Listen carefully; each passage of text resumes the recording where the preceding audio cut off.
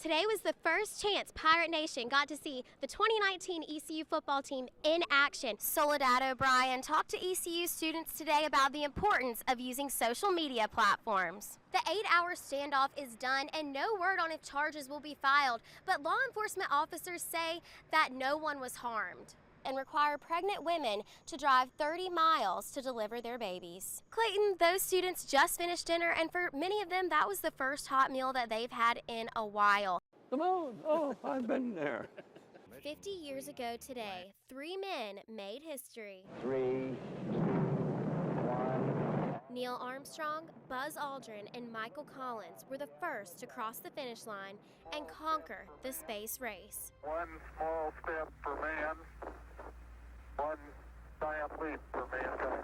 Pilot Collins saying the magnificent sight for him wasn't just the moon. The whole show was the Earth, tiny little Earth. I mean, the moon, magnificent though it was, I could turn my back on it. The past still alive in the memory of one astronaut. Hey, Houston, I got the world in my window.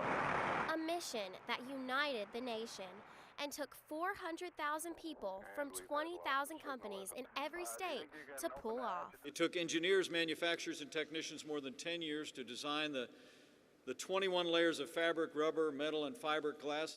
The suit of Armstrong, a token of the past, moon dust, stains, and all. We definitely wanted to keep it in the best shape it could be, but also preserve the story of it.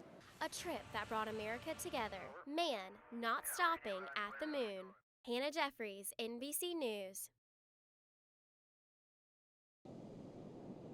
Sun, sand, and sunny days. Summertime is in full swing. But this season starts with the fear that remains in the back of everyone's head as they inch deeper and deeper into the water. There has been a shark attack. There's somebody in the water bleeding. 19-year-old Austin Reed surfing at Ocean Isle Beach, North Carolina, when a shark bit into his right foot. It was like a lot of pressure on my foot, and it kind of tugged me down. After the attack, Reed's friend and mother helped him to shore.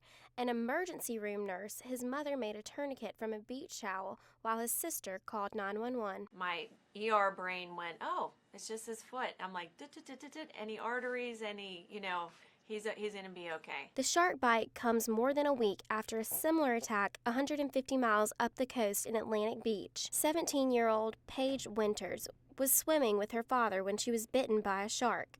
Her father forced to punch the shark's head until it released its grip, the teen losing her leg and fingers in the attack. Despite the attacks, both teens are in high spirits.